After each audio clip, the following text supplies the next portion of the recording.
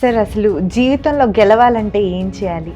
రామాయణంలో మనకు బాగా అందరికీ పరిచయం ఉన్న వ్యక్తి హనుమాన్ తీసుకున్నాం అనుకోండి, అంతకు మించి ఇంకా ఏం పాఠం ఉంటుందండి. హనుమాకు ఎప్పుడైతే సముద్ర తీరంలోకి వెళ్ళేటప్పటికి హనుమాకు ఒక శాపం ఉంటుంది. తన శక్తి తనకు తెలియదు. ఎందుకంటే చిన్నగా పుట్టిన వ్యక్తి ఏదో పండు అనుకొని సూర్యుడిని మింగడానికి పోయాడు. అందు గురించి ఏమంటే అతనికి ఒక శాపం పెడతారు, నీ శక్తి నీకు తెలిసే వరకు నీకు ఏమి శక్తి లేనట్టుగానే ఉంటావని. ఎప్పుడైతే వీళ్ళు ఈ యొక్క సముద్ర తీరానికి వచ్చిన తర్వాత వీళ్ళందరూ ఎలా మనము దాటాలి, లంకకి ఎలా పోవాలంటే ప్రతి ఒక్కరు ఏమంటారంటే నేను 10 యోజనాలు వెళ్తాను అంటాడు, కొందరు 20 యోజనాలు, కొందరు 50 యోజనాలు అంటారు. అంగదుడు ఏమంటాడంటే నేను 100 యోజనాలు పోగలుగుతాను, కానీ నువ్వు రాగలుగుతానో లేదో నాకు తెలియదు అంటే అప్పుడు జాంబవంతుడు అంటాడు, మీరు ఎవ్వరు కూడా చింతపడద్దు, మనకు హనుమ ఉన్నాడు అక్కడ ఆ పక్కన కూర్చొని ఉన్నాడు, అతను వెళ్ళగలుగుతాడని చెప్పి హనుమ దగ్గరికి వెళ్ళి హనుమాకు తన యొక్క చరిత్ర అంతా చెప్పేటప్పటికి హనుమాకు ఆ శక్తి వస్తుంది. శక్తి వచ్చినప్పుడు తాను లంకకు పోవాలనుకునేటప్పుడు తను ఏమనుకుంటాడంటే నేను రామబాణం లాగా పోతానంటాడు. ఎందుకంటే రాముడి బాణం ఒక్కసారి సంధించాడు అనుకోండి, అది